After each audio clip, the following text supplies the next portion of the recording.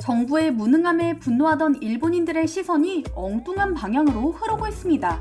아프간 대피 작전에 실패한 일본 정부를 강하게 비판하던 일본인들이 니케이 신문을 비롯한 일본 언론의 수상쩍은 보도 후 부쩍 달라진 모습을 보이고 있는데요. 이번 작전의 실패가 평화 헌법 탓이라고 말하는 언론의 황당한 주장과 한국의 미라클 작전 성공을 질투하는 일본 현지의 여론을 살펴보겠습니다. 일본이 아프간 대피 작전에 실패한 건 자위대의 무력 사용을 금지한 현행법 때문이다. 이런 논리는 대체 어디서 나오는 건지 궁금해질 정도입니다. 대피 과정을 카불 공항으로 피난민 수송, 신원 확인, 아프가니스탄에서 철수, 일본으로 수송, 이민 절차 5단계로 구분한 일본 정부는 첫 단계 수송에서부터 실패해 전례 없는 망신을 당했는데요. 자세히 살펴보면 헌법 탓을 할 이유가 하나도 없습니다. 일본의 평화헌법 제9조는 일본이 제2차 세계대전에서 패망한 뒤 다시는 군국주의로 돌아가지 못하도록 군사력을 절대 보유하지 못하게 하는 내용이 포함되어 있습니다. 미국의 강요로 만들어진 세계 유일의 평화헌법인데요. 그러나 이 법이 바뀐 것은 1950년대 한국 전쟁 당시 미국이 개입하는 과정에서 가까운 일본에서 군수물자 공급이 필요해지자 한시적으로 일본의 군사력을 부활시키게 되죠.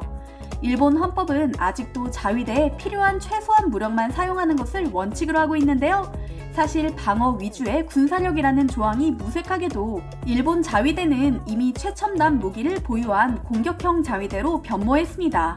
아무튼 일본 언론은 평화 헌법 때문에 아프가니스탄 대피 작전과 같은 위험한 상황에서 적절하게 대응할 수 없었다는 변명을 합니다. 그러나 일본의 주장은 한국의 사례만 봐도 말이 되지 않는다는 걸 단번에 알 수 있는데요. 한국은 미라클 작전 수행 당시 무력을 사용한 적 없으며 국군이 아닌 외교부 직원이 난민들을 공항까지 수송했기 때문입니다. 일본이 실패한 원인은 무력을 사용하지 못해서가 아닙니다. 애초에 치밀한 전략을 세우지 않았으며 현지 상황 파악에 게을렀고 무엇보다 자국민과 난민을 구하겠다는 의지가 없었던 것이 주된 요인이죠. 더군다나 일본은 수차례 헌법 개정을 통해 집단적 자위권을 확대한 바 있습니다. 2015년 아베 신조 정부는 자위대법을 개정하면서 유사시 자위대가 일본인을 수송할 뿐 아니라 무기를 사용해 경호하고 구조할 수 있도록 허용했는데요. 그렇게 보면 이번 아프간 작전은 개정된 법을 적용할 수 있는 첫 번째 사례가 될 수 있었던 셈입니다. 일본 정부의 속셈이 따로 있다는 해석도 나오고 있습니다. 애초에 이런 상황을 계산한 일본 정부가 헌법 핑계를 대며 미국의 하소연에 나중에는 개헌 지지를 얻으려 한다는 추측인데요. 여기에 광적인 일본 우익들의 전쟁 가능한 일본을 외치는 여론까지 합세하며 일본 내 분위기는 심상치 않게 흘러가고 있습니다. 자위대의 행동 반경에 제약을 가하는 현행법을 정비해 족쇄를 풀어야 한다는 주장이 곳곳에서 나오고 있는 것이죠. 일본이 구출한 단 한 명의 일본인은 교도통신 카불 통신원인 야스이 히로미 씨. 그마저도 공항으로 자력으로 왔다고 하는데요. NHK를 비롯한 일본 언론은 그녀가 자위대 수송기를 타고 아프가니스탄에서 파키스탄으로 대피하는 장면을 속보로 내보냈지만 일본 국민들의 반응은 싸늘했습니다. 아무리 헌법 핑계를 대더라도 아프간에서 일하는 일본인과 아프가니스탄인 약 500명을 결국 구출하지 못했다는 씁쓸한 결과를 지울 수 없었기 때문인데요. 일본 언론들은 어떻게든 이를 무마하고자 아프간 현지에 남아있는 일본인은 극소수라는 사실을 강조했습니다. 그 와중에 한국의 미라클 작전 성공 사례도 짤막하게 언급됐는데요. 뉴스 진행자는 한국 정부가 총 391명을 한국으로 대피시켰다며 일본 정부도 일본에 협력한 아프가니스탄인들을 구출할 의무가 있다는 발언을 하기도 했습니다. 니혼TV의 메인 뉴스에서는 불안해서 밖에 나가는 것도 무섭다. 무슨 일이 일어날지 모른다. 일본 정부가 우리를 아프간에서 안전한 국가로 대피시켜주길 바란다 라고 말한 아프가니스탄인의 인터뷰 내용이 보도되기도 했는데요. 이런 상황을 객관적으로 전달한 매체의 댓글에는 일본인들의 분노가 고스란히 담겨 있습니다. 코로나 때도 그렇고 지도부가 낙관론만 펼치며 유사시에 대비하지 않는 등 위기 관리 능력이 낮은 건 일본의 민족성일지도 모른다. 위기가 발생하면 정부를 믿지 말고 스스로를 지키는 게 일본인 개인으로서도 올바른 자세일지 모른다. 앞으로 외무성 직원이나 대사가 될 사람은 자국민 보호에 관한 연수를 철저히 받아야 한다며 보호해야 할 자국민을 내버려둔 채 먼저 도망을 가나 부끄러운 줄 알라는 거센 비난이 일고 있습니다. 아이러니하게도 일본과 한국의 작전을 심층 비교해놓은 기사에는 다른 톤의 댓글이 달리고 있습니다. 가장 많은 공감을 얻은 것은 다국적 군으로 오랜 시간 주둔해온 한국군과 원정을 간 자위대는 엄연히 다르다. 대헌에 다들 찬성하시죠? 헌법 구조의 제약이 너무 많아서 일본은 위기 시 신속한 대응을 할 수 없을 뿐만 아니라 시뮬레이션조차 할 수 없다. 이제는 헌법 개정을 신중하게 고려해야 한다. 반대로 일본이 헌법 개정하고 군대를 해외에 파견해 구출에 성공한다면 핏대 세워가며 화를 낼 한국. 한국은 군대입니다.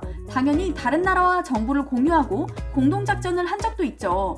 일본은 어디까지나 자위대.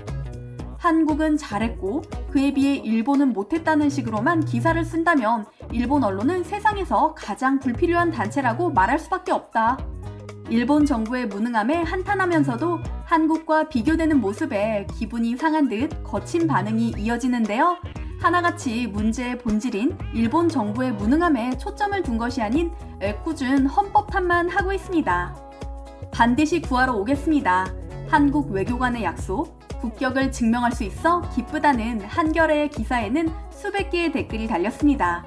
밖에서 어떻게 보는지만 신경 쓸 뿐 한국은 품격의 본질을 잃어버린 듯. 도덕도 스포츠맨십도 역사도 모르는 나라가 품격이라니 농담하는 건가? 이것이 끝이 아니다. 그들이 잘 정착하고 한국 사회에 기여할 수 있도록 모두 협력하길 바란다. 종말의 시작.